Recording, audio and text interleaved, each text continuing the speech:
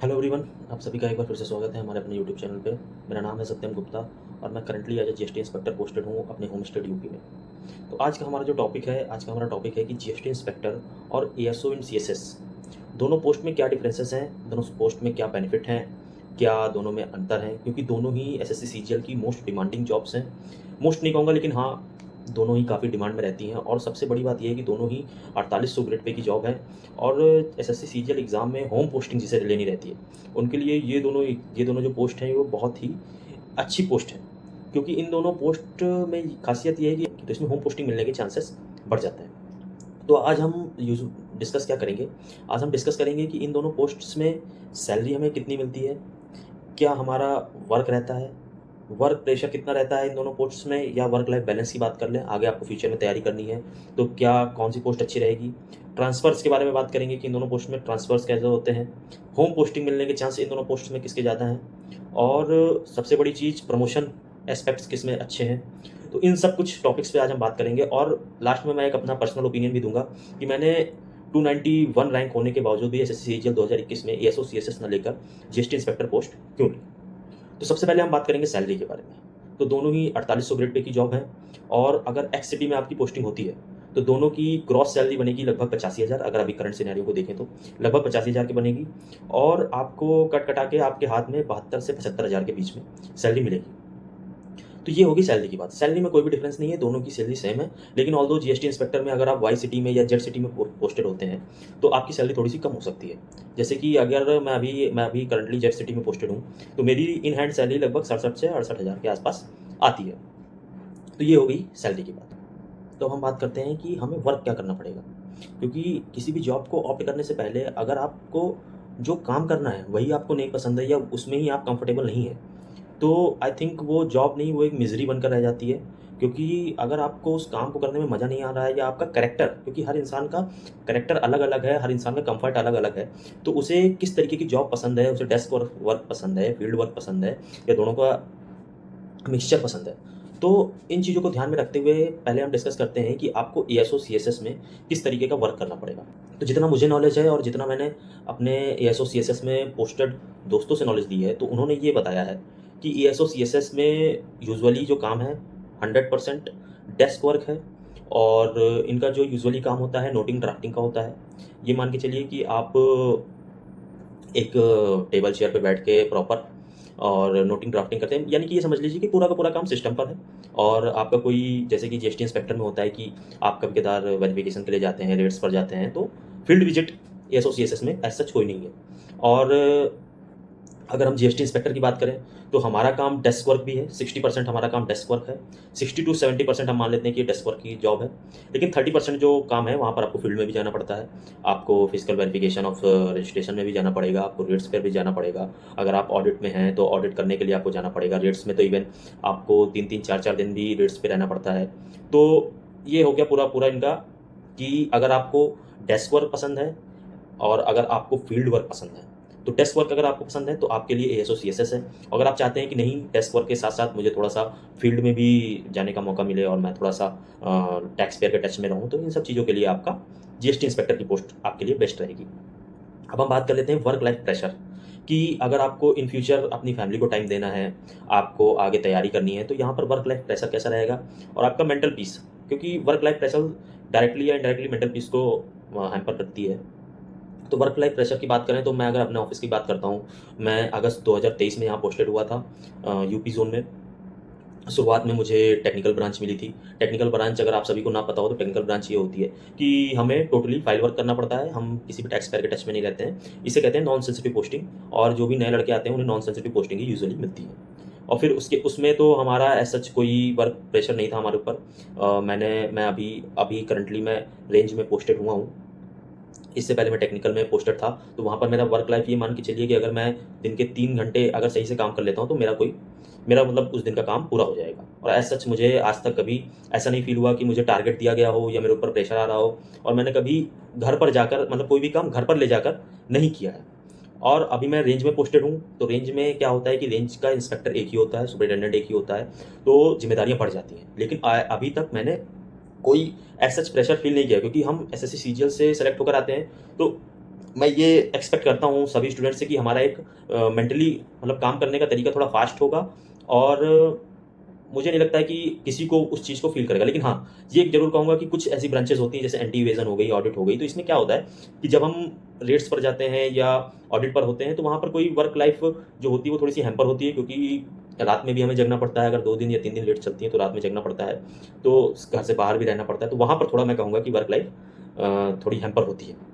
बाकी ओवरऑल मैं कहूँगा तो इसका वर्क लाइफ बैलेंस जो है वो बढ़िया है, और अगर आप फ्यूचर प्रिपरेशन करना चाहते हैं या अपनी फैमिली को टाइम देना चाहते हैं तो अच्छा खासा टाइम आपको मिलेगा। और अगर बात की जाए एएसओ एंड सीएसएस की, तो एएसओ सीएसएस में जितना मुझे जानकारी है कि ऐसा कहा जाता है कि जब इनका सेशन चलते हैं, यानी कि पार्लियामेंट के सेशन चलते हैं, तो इनका वर्क लाइफ प्रेशर बहुत ज़्यादा बढ़ जाता है। और सबसे बड़ी चीज़ शायद कुछ लोगों का डाउट होगा कि सर कितने बजे हमें ऑफिस जाना रहता है, कितने बजे हमें ऑफिस से छुट्टी मिलती है। तो जीएसटी इंस्पेक्टर, मतलब मैं अपने एरिया की बात कर रहा हूँ कि जीएसटी इंस्पेक्टर पोस्ट में क्या होता है कि अगर आप, जैसे ऑफिस टाइमिंग तो है हमारी 10 से 6, ठीक है? लेकिन अगर आप कभी 11 बजे चले जाते हैं तो एज़ सच कोई बहुत बड़ा इश्यू नहीं है, आपका बस काम पूरा होना चाहिए। वर्क लाइफ़ का मतलब कि टाइमिंग की कोई ऐसी इश्यू नहीं है। ऑल्दो यहाँ फिंगरप्रिंट लगते हैं, लेकिन जो हमारे सीनियर्स हैं या जो हमारे कमिश्नर सर हैं, उनका ये मानना है कि काम पूरा होना चाहिए और टाइमिंग का एज़ सच कोई इश्यू नहीं है। और अगर एएसओ सीएसएस की बात करें तो वहाँ पर आपको टाइम पर ही पहुँचना पड़ेगा। 10 बजे अगर आपकी फिंगर लगनी है तो 10 से 15 मिनट का वो हो सकता है, लेकिन क्योंकि वहाँ पर बड़े-बड़े अधिकारी बैठते हैं तो आपकी टाइमिंग बड़ी नोटिस होती है, तो आपको 10 बजे पहुँचना ही पड़ेगा, जितना मुझे नॉलेज है। और ऐसा सुनने में आया है कि जब पार्लियामेंट्री सेशंस चलते हैं तो इन लोगों का वर्क प्रेशर काफ़ी ज़्यादा बढ़ जाता है। इन्हें रात को 8-8 बजे तक रुक के भी ऑफ़िस में काम करना पड़ता है, और लेकिन ये कुछ पार्लियामेंट्री सेशंस चलने तक ही ये सब चीज़ें होती हैं। तो हम बात करेंगे कि प्रमोशन एस्पेक्ट्स के हिसाब से इन दोनों में कौन-सी पोस्ट अच्छी है। तो सबसे पहले हम बात करेंगे कि जीएसटी इंस्पेक्टर में प्रमोशन की हायरार्की क्या है, कि जैसे जब आप सेलेक्ट होते हैं तब आप बनते हैं इंस्पेक्टर। उसके बाद पहला प्रमोशन जब होता है तब आप बनते हैं सुपरिटेंडेंट, जो कि एक गज़टेड पोस्ट है। फिर आप बनते हैं एक प्रमोशन के बाद असिस्टेंट कमिश्नर। जो यूपीएससी से आईआरएस सेलेक्ट होके आते हैं वो भी सबसे पहली पोस्टिंग उनकी एज असिस्टेंट कमिश्नर ही होती है, यानी कि यहाँ से आईआरएस कैडर स्टार्ट हो जाता है। असिस्टेंट कमिश्नर के बाद असिस्टेंट कमिश्नर के बाद डिप्टी कमिश्नर, डिप्टी कमिश्नर के बाद जॉइंट कमिश्नर, जॉइंट कमिश्नर के बाद एडिशनल कमिश्नर और फिर कमिश्नर। लेकिन यूजुअली जो एसएससी सीजीएल से कैंडिडेट सेलेक्ट होते हैं वो डिप्टी कमिश्नर या जॉइंट कमिश्नर तक ही पहुँच पाते हैं। तो अब हम अगर एएसओ एंड सीएसएस में प्रमोशंस की बात करें, सबसे पहले आप बनते हैं असिस्टेंट सेक्शन ऑफिसर। उसके बाद आपको डिपार्टमेंटल एग्जाम देना पड़ता है। उसके बाद आप बनते हैं सेक्शन ऑफिसर। उसके बाद एक प्रमोशन के बाद आप बनेंगे अंडर सेक्रेटरी। उसके बाद आप बनेंगे डिप्टी डायरेक्टर, और उसके बाद आप बनते हैं डायरेक्टर। तो सीजीएल से जो बच्चे सेलेक्ट होते हैं वो डिप्टी डायरेक्टर या डायरेक्टर पोस्ट तक जा पाते हैं। और इसमें जो आईएफएस कैडर है वो हमारा अंडर सेक्रेटरी से स्टार्ट हो जाता है। तो ये है इसमें प्रमोशन का एस्पेक्ट। अब आप सोच रहे होंगे कि प्रमोशन इन दोनों में से बेटर किसमें है? तो मेरा तो ये मानना है कि इन दोनों में से प्रमोशन जो है वो एएसओ एंड सीएसएस के ज़्यादा बेटर हैं, क्योंकि मैं यूपी ज़ोन में हूँ, और यूपी ज़ोन में प्रमोशंस की हालत बहुत ख़राब है। इवन यहाँ पर 2003 या 2004 के भी जो इंस्पेक्टर हैं वो अभी तक सुपरिटेंडेंट नहीं बने हैं, क्योंकि एक केस यहाँ पर अटका हुआ है, लेकिन उसका सलूशन हालांकि इस हफ्ते कुछ दिन पहले हो चुका है। तो उम्मीद है कि यहाँ पर प्रमोशन अच्छे हो जाएंगे। लेकिन अभी तक का जो सिनेरियो है उसमें एएसओ सीएसएस में प्रमोशंस के सीन बढ़िया है, लेकिन कुछ जोन्स हैं जैसे कि मुंबई जोन हो गया, चेन्नई जोन हो गया, यहाँ पर प्रमोशन जो है वो एएसओ सीएसएस में प्रमोशंस के सिमिलर ही। तो ये हो गई हमारी प्रमोशंस की बात। अब हम बात करेंगे कि आपको अगर होम पोस्टिंग लेनी है तो इन दोनों में से कौन सी पोस्ट अच्छी रहेगी, और इन दोनों में से होम पोस्टिंग मिलने के चांस किस पोस्ट में ज़्यादा है। तो पहला सिनेरियो तो ये है कि आप दिल्ली या एनसीआर के आसपास के रीजन के आदमी हैं। अगर आप दिल्ली या उस एनसीआर रीजन के आसपास के आदमी हैं और आपको ये चाहिए कि मुझे अपने घर पे के पास ही रहना है और मुझे होम पोस्टिंग ही चाहिए, तो आप आँख बंद करके एएसओ एंड सीएसएस ले लीजिए। अगर आपकी होम पोस्टिंग ही सबसे पहली प्रेफरेंस है, क्योंकि दिल्ली और एनसीआर रीजन के लोगों के लिए एएसओ सीएसएस सबसे बेस्ट जॉब है। अब रही बात उन लोगों की जो यूपी, बिहार, राजस्थान या वेस्ट बंगाल इन सब जगहों से हैं, तो उनके लिए अगर होम पोस्टिंग लेनी है तो उनके लिए जीएसटी इंस्पेक्टर की पोस्ट सबसे बेस्ट रहेगी। अगर आपकी रैंक ठीक ठाक है तो आपको नॉर्थ में मिल जाएगा, अपना होम स्टेट मिल जाएगा। जैसे कि क्योंकि नॉर्थ में वैकेंसी, साउथ में तो आसानी से मिल जाता है, लेकिन नॉर्थ में जो होता है वहाँ पर आपको अच्छी रैंक लानी पड़ेगी अगर आपको पोस्टिंग लेनी है। जैसे मैं जब 2021 में सेलेक्ट हुआ था तो 2021 में मात्र 7500 वैकेंसी आई हुई थी, और उसमें भी जीएसटी इंस्पेक्टर की ऑल टाइम लो लगभग 700 से 800 वैकेंसी आई हुई थी, और यूपी में टोटल लगभग 11 से 12 पोस्ट थी। तो उस टाइम पे बड़ा ही भयानक कॉम्पिटिशन था, बड़ी उम्मीद सी नहीं लग रही थी कि यूपी मिल पाएगा, लेकिन भगवान की दया से यूपी मिला। तो ओवरऑल समझ लिया कि अगर आपको होम पोस्टिंग लेनी है तो एनसीआर रीजन के अगर आप हैं तो आपके लिए एएसओ सीएसएस बढ़िया रहेगा, लेकिन आप अगर किसी अदर स्टेट में हैं तब भी आपको अगर होम पोस्टिंग चाहिए तो आपके लिए जीएसटी इंस्पेक्टर बेस्ट रहेगा। अब बात कर लेते हैं ट्रांसफ़र की। तो एएसओ सीएसएस में ट्रांसफ़र के मामले में ये है कि एएसओ सीएसएस जो है वो परमानेंट दिल्ली बेस्ड जॉब है, आपको कहीं भी फालतू का ट्रांसफ़र नहीं होगा और आराम से आप दिल्ली में ही अपनी पूरी सर्विस काट सकते हैं। लेकिन अगर जीएसटी इंस्पेक्टर की बात करें तो यहाँ जैसे एक आपका जोन अलॉट हो गया, जैसे आपको यूपी जोन अलॉट हो गया, तो लाइफ टाइम तो आप यूपी जोन में ही रहेंगे। लेकिन उसमें भी एक ग्लिच है जो नॉर्मली लोगों को नहीं पता होता है कि जब आप इंस्पेक्टर, सुपरिटेंडेंट और जब आप असिस्टेंट कमिश्नर पोस्ट पे चले जाएंगे, यानी कि आईआरएस कैडर में चले जाएंगे, तो आप ऑल इंडिया ट्रांसफ़र या ऑल इंडिया ट्रांसफ़र के पोस्टिंग के एलिजिबल हो जाते हैं। आपकी ऑल इंडिया कहीं भी पोस्टिंग हो सकती है। तो इस बात का थोड़ा सा ध्यान रखते हुए आपको पोस्ट ऑप्ट करनी है। और बाकी अगर आप इंस्पेक्टर और सुपरिटेंडेंट ही रहते हैं तो जैसे आपको यूपी जोन अलॉट हो गया तो आप हमेशा यूपी जोन में ही रहेंगे, लेकिन यूपी में भी आपका ट्रांसफ़र होता रहेगा। जैसे कि अगर हम मेरठ जोन की बात करें तो यहाँ हर 3 साल से 4 साल के बीच में कमिश्नर चेंज होते हैं। जैसे कि मान लीजिए कभी आप नोएडा कमिश्नरेट में हैं या गौतम बुद्ध नगर कमिश्नरेट में हैं या गाजियाबाद कमिश्नरेट में हैं, तो हर 3-3 साल पे आपको ट्रांसफ़र होता रहेगा। अगर उधर की बात करें, लखनऊ सब जोन की बात करें तो वहाँ पर 5 साल पे कमिश्नरेट चेंज होते हैं। तो ये है ओवरऑल ट्रांसफ़र्स की समरी। तो अब आती है ये बात कि मैंने ठीक-ठाक रैंक होने के बावजूद भी एएसओ सीएसएस ना लेकर के जीएसटी इंस्पेक्टर की पोस्ट क्यों ऑप्ट करी? क्योंकि मुझे ओवरऑल जीएसटी इंस्पेक्टर और एएसओ एंड सीएसएस की वर्क लाइफ को मैंने जब देखा और मुझे पर्सनली जीएसटी इंस्पेक्टर की पोस्ट की वर्क लाइफ मुझे ज़्यादा अच्छी लगी और मुझे ये रियलाइज़ हुआ कि जीएसटी इंस्पेक्टर में जो कहते हैं ना कि एक थोड़ा-सा बोरिंग काम नहीं है। क्योंकि एएसओ सीएसएस में थोड़ा-सा मोनोटोनस वर्क है, फाइल वर्क है और हमेशा एक ही जगह पर बैठ के काम करना, फील्ड पोस्टिंग ना होना, तो थोड़ा-सा वो थ्रिल मिसिंग है उस पोस्ट में, तो इस वजह से मैंने जीएसटी इंस्पेक्टर को ऑप्ट किया।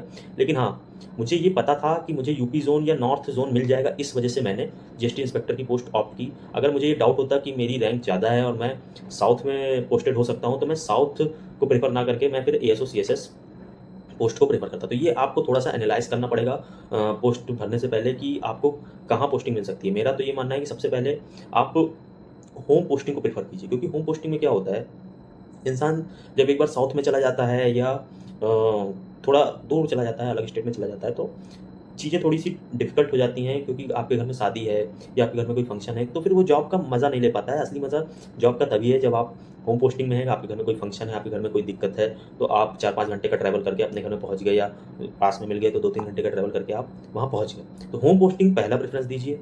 दूसरा प्रेफ़रेंस दीजिए कि वहाँ का वर्क क्या है और उस वर्क के लिए आपका जो कैरेक्टर है, वो उस वर्क के सिमिलर है कि नहीं है। अगर आप ऐसे इंसान हैं जिनको एक ही जगह पोस्टिंग चाहिए, आपके लिए ट्रांसफ़र बार-बार चीज़ें चेंज होना, बार-बार सिटी को चेंज करना आपके लिए अच्छा नहीं है, तो आप तुरंत एएसओ एंड सीएसएस को ऑप्ट कीजिए, ठीक है ना? और अगर आपको ये फील्ड वर्क अच्छी नहीं लगती है, आपको थ्रिल अच्छा नहीं लगता है, तो आप एएसओ एंड सीएसएस को ऑप्ट कीजिए। लेकिन अगर आप चाहते हैं कि आपकी लाइफ़ में आप डेली टू डेली नई-नई चीज़ें सीखें, आप नए-नए लोगों से मिलें, आपको लाइफ़ में थ्रिल बना रहे, आपकी जॉब में इंटरेस्ट बना रहे, तो आप जीएसटी इंस्पेक्टर को ऑप्ट कीजिए।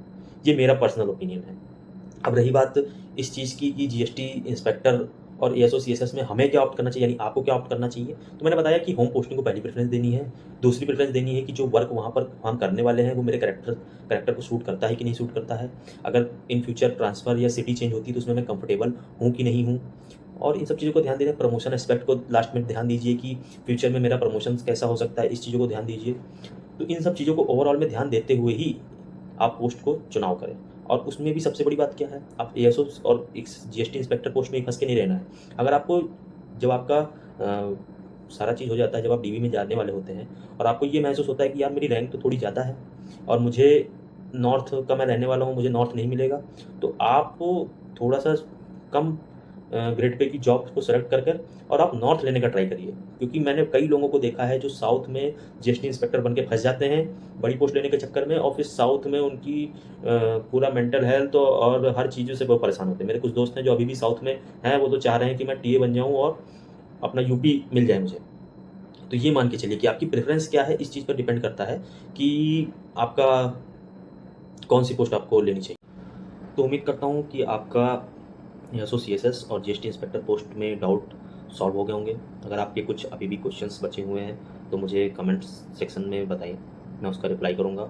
और अगर आप यहाँ तक वीडियो को देख चुके हैं, तो इसका मतलब आपको ये वीडियो अच्छी लगी है, तो प्लीज़ इस चैनल को सब्सक्राइब करें और एक लाइक ऑफ एप्रिसिएशन छोड़ें, और मिलते हैं अगले वीडियो में। जय हिंद, जय भारत।